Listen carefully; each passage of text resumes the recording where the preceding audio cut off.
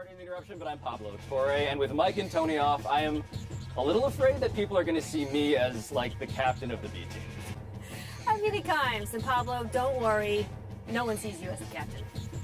Okay, so first off, I was the captain of my Lincoln Douglas debate team in high school, so factually inaccurate by you. They saw me as the captain. Still today, maybe. Stereotypes here, Pablo. Out the Yes. gate. Varsity debate is a sport. Welcome to PTI, incidentally, with Mike and Tony off. I am joined by my, yes, great friend, but also mortal enemy, from NFL Live, Mina Kimes. There is that army of simps. But we begin today with tonight's sold-out Summer League debut of Victor Wembanyama. Because, Mina, the number one pick in the draft is going to take the court against the number two pick, Brandon Miller, in a matchup of, various Spurs and Hornets, I suppose. But Wembanyama also learned today that no charges will be filed for the incident between his security team and Britney Spears, which is a sentence that I really never thought I would utter. But my question for you is whether it's appropriate to have really high expectations for Wembanyama in tonight's debut. It is impossible not to, Pablo, for all of the obvious basketball reasons you have heard on this network for months now. Greatest prospect since months. LeBron, 7'3" demigod, but also because the level of hype is such that he has reached TMZ. I bring the story up not to litigate who is in the wrong. I am not touching that story with a Wembanyama-size poll, but I do think it's worth taking a moment to recognize the incredibleness of the fact that one of the most famous pop stars in the history of the world approached a French teenager who has never played in the NBA because she was a fan. That is the level of hype we are dealing with. Obviously, tonight will not be a referendum on his NBA career, but all of the buzz is merited and inescapable. Yeah, there's a poetry to this ridiculous story colliding with his debut in America as a professional because, look, Victor Wembanyama told our friend JJ Redick, Mina, I don't feel pressure. That's his whole position on all of this. And I admire his speaking a psychology into existence because you need that when the pressure is either Britney Spears' hand or all of the headlines that you recounted. But the thing about it, it was perfect because here was a real-life physical manifestation, like a ghost of Christmas future of celebrity in America. Yeah. Here was a person, a former child star herself, sharing a Vegas residency in the way that Wembanyama's about to, trying to tell him, you might become like me. And he's saying, nope, I got this, it's all cool. And I think it's a really hard thing to make your brain impervious to all of the pressure. Well, now I'm just thinking about Wembanyama posting Instagrams of him dancing in front of a camera in his home like Britney. I think you're right. I think it's a fair point that this little test, if you want to call it that, is probably more challenging than anything he's going to face at this point in his NBA career. Although I do think it is worth noting that the two other young stars we will see, first Brandon Miller, eventually Scoot Henderson, were also very highly touted prospects that could have gone number one in other drafts. So I do think it's going to be compelling to watch all of them go head-to-head and weigh them against each other.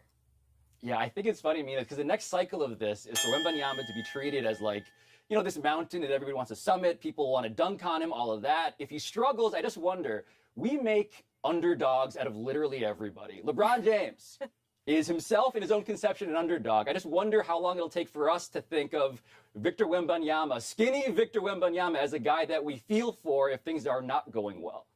Yeah, I don't think anyone's ever looked down on that guy. All right, let's move to baseball and Shohei Ohtani's future with the Angels. The team opens a 2-game set against the Dodgers tonight, having lost 3 straight, 11 of 15, and Mike Trout to wrist surgery. John Paul Morosi writes on MLB.com that few in baseball see the Angels trading Ohtani before the deadline. First, he could decide to stay, even if the Angels miss the playoffs. And second, he's great for ratings and sponsorships. Pablo, if you were running the Angels, would you trade Ohtani? If I had this power, there is no way in hell I am trading Shohei Ohtani. And I understand that there is a rational basis for that argument, right? And I'll hear you out on it if you want to make it.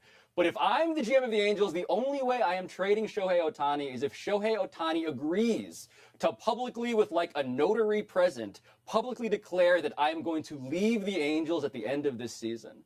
Because if I'm the GM of the team and I trade that guy, I believe the only precedent we have for Shohei Ohtani being traded literally got traded and cursed the franchise that he left. I just don't have the guts, Mina. I don't have the guts to trade this guy away. You may be afraid of being remembered in this hypothetical scenario as the guy who traded away Ohtani, but the reality is your legacy is already cemented. You're the guy who wasted Ohtani's career. That is how you're going to be remembered, because Ohtani is not going to be an Angel next year. He doesn't need to do what you said and come out and say it out loud. We can all read between the lines. The guy has said he wants to win a championship, and LA, as we alluded to, appears to be farther than it was just a month ago from getting there. I mean, their chances of making the postseason at this point look slim, and the only thing worse than trading away Ohtani and losing him would be losing him for nothing, which seems to be the most likely outcome in all of this. Yeah, my concern, though, even if I, let's say, work up the stones to say, okay, he's probably going to leave, I should get something back because otherwise he's just walking for nothing. I think a fair question is what's potentially fair value for half a season of a guy who just had the greatest month in June in the history of baseball. Like, no one has had that month offensively, and then no one, of course, has been the pitcher on top of it. I just think it's a losing hand, both on the level of value and then on the level of blame. Like, I just don't think you ever get it back. You never get any of that back. I don't know how much they would get for him, but I can tell you this. It's a lot more than they're going to get when he walks out the door. So the Angels obviously struggling already in their feelings, all that's so. But the Mets, on the other hand, are somehow thriving suddenly. And last night's 9-zip pasting of the Diamondbacks made it now 5 wins in a row. And just last week, you might recall, owner Steve Cohen backed his manager and GM and blamed the team's recent struggles on the players, actually. And so he didn't rule out the idea of being a seller at the trade deadline. So should these recent results, Mina, should they give Cohen a reason to be a buyer instead? This is tricky. It's actually trickier for me than the Angels because unlike the Angels, the Mets do have positive momentum. They also have better chances of making it into the playoffs, according to Fangraphs, based on their odds. But what they don't have, Pablo, is the sort of prospects they would need to pull off the kind of splashy trade that would actually make them contenders. At this point, they're just sniffing a wild card. The Braves, who we'll talk about later, are way out ahead of them. And I went back and I listened to Steve Cohen's press conference, and what struck me about it, just last week, is how logical he sounded. This is not a guy who is going to make a panic decision based on the fact that he's already poured an ungodly amount of money into this team. In fact, it wouldn't surprise me if he actually takes some of that money and uses it to get some of these aging stars off the roster, knowing that they're really not going to contend. What I love about this story the most, and you used to be a real business reporter, so you appreciate this on this level too. I love how hard this is. I love how hard this is for Steve Cohen. The guy is one of the 50 richest people in America. He has spent more money on this baseball team than anyone has spent on a baseball team in the history of baseball. And he is lost. He's holding these press conferences where he's trying to impose reason and logic and rationality. And the reality is he's having a really tough time. And I think of a quote that Josh Harris, who is the incoming owner of the Commanders, current owner of the Sixers, said about like how hard it is to run and own a team. He said, no one cares about the price of polypropylene or whatever that chemical is, but they care about who's in the order, who's in the lineup for these teams. And Steve Cohen is trying to reckon with the fact, okay, my team isn't that good, but I'm the guy who's a master of the universe. So do I possibly bring my tail between my legs and sell at a deadline when I have all of the money in the world to play with? Yeah, I think Steve knows this is an investing tenet. Past performance is not indicative of future results. Just because they have been winning doesn't mean they're going to continue to win. I've held back so many Wall Street references, by the way. I feel like I deserve a little bit of credit for that. I waited until then. Yeah, I will say, it feels like in the Mets case, like past performance might actually be indicative of future results. But we should probably take a break, because coming up as we head toward this All-Star break, have the Braves or the Reds been the more impressive National League team? No Mariners talk? Not yet. But read your bump. You got a bump. And Dave Lillard and James Harden both want to be traded. Which one is more likely to win a ring? That is a master of business journalism.